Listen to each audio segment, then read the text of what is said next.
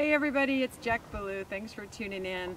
A few of you have asked for to break down the steps of turn on the forehand because you have different ways you want to train that with your horse, maybe through positive reinforcement techniques or different means. So you want to know like how to layer each step.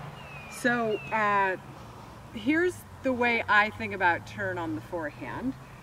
Number one, the horse should be in a forward going attitude. So what that means is obviously they're not like pulling you forward, but they're also not going to sleep. Like Diamante here is on the verge of going to sleep. I want the feeling or the sense with my horse that if I asked him to step forward, see, nothing happened here, right? So I'm not set up yet to do turn on the forehand. So what I would do with this horse, because he got a little sleepy while we were setting up the camera, so just kind of move his feet around a little bit so he's in a mode where he's a little bit more, ready. There we go. He's in a mode where he would very quickly step forward.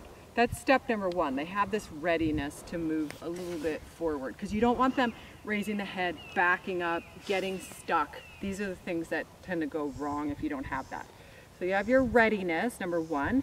Number two, and super important, is that you get this lateral flexion. If I'm going to ask this left hind leg to be the leg that crosses over in my turn on the forehand, I am going to ask the horse in the second piece of my cueing to flex his head to the left so that this bend you create in the pole begins to soften the whole body in this direction.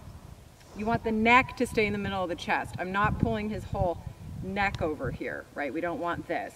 But you definitely do want this ear swiveling back as a result of the jawbone rotating under, like this. That's number two.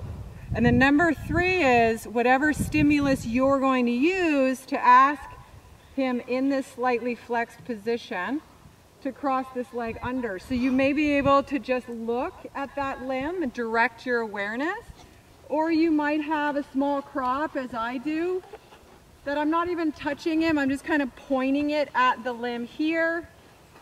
Okay, good. Or your stimulus might be your rope or your finger pointing, but that's the third step. So you get the horse in a sense of readiness, we flex the pole laterally, and then we ask the hind leg here to cross over.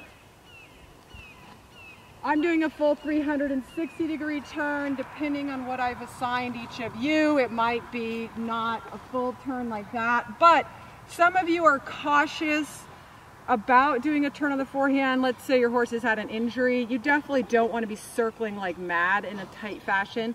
However, unless the vet has given you some reason to definitely be wary, like the horse's stifles are grossly unstable or something like that, most horses can and should do a turn, at least a half turn, a 180 turn, a couple of those in each direction. I mean, if you think about it, they're probably doing that same maneuver in their stall when they pivot from their water bucket to their hay net or these kinds of things. So don't think it's as concussive as some of us think if you've got those pieces broken down.